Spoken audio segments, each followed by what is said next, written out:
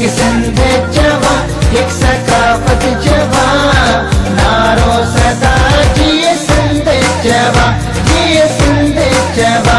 नाज़रीन, अवामी न्यूज़ में ख़बरनि जो सिलसिलो जारी है। इन वक्त असीं तव्हांखे खिप्रो में ख़बर ॾींदा हलूं त खिप्रो में अवामी न्यूज़ जे ॾिनल क़ौमी काज खे समूरी सिंध में भरपूर मोट मिली रही है। अवामी न्यूज़ जे सरवाण खे जस पेश करण जो सिलसिलो जारी है। खिप्रो जे शहरनि पारां 5 डिसंबर सकाफ़ती ॾियारो अवामी न्यूज़ सां गॾु मल्हाइण जो वचन वरजायो वियो। सिंध सां हुई बि असांखे नाज़ आहे। सिंध असांजी धर्म भूमि आहे, असांजी जनम भूमि आहे ऐं उहा जनम भूमि जॾहिं इल्म जे किताब खे पाण सां गॾु रखंदी त दुनिया ते राज कंदी।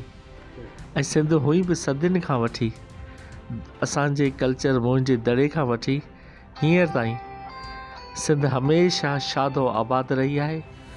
बाक़ी ॻाल्हि आहे असांखे इहा शइ करणी त असां पंहिंजी तइलीम जे इदारनि खे एतिरो त सगारो ऐं मज़बूत करियूं जो असांजी इन जनम भूमीअ तां वॾा स्कॉलर निकिरनि।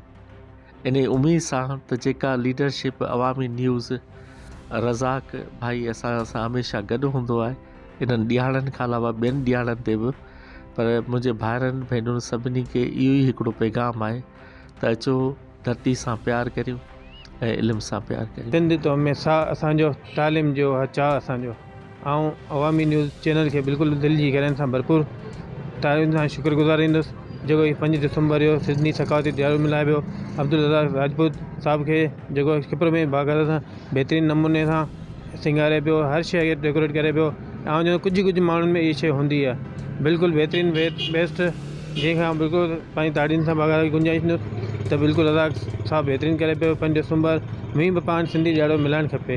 हर जॻह ते चाह आहे असांजो सिंधी माण्हुनि जो ऐं इहो थियणु खपे। ऐं उनजी बाक़ाइदा पूरी टीम खां शुक्रगुज़ार ईंदुसि, दिलि सां भलीकार चवंदुसि। मज़ीद खबरों और तफसीलात के लिए विजिट करें हमारी वेबसाइट www.awamiNewsHD.com।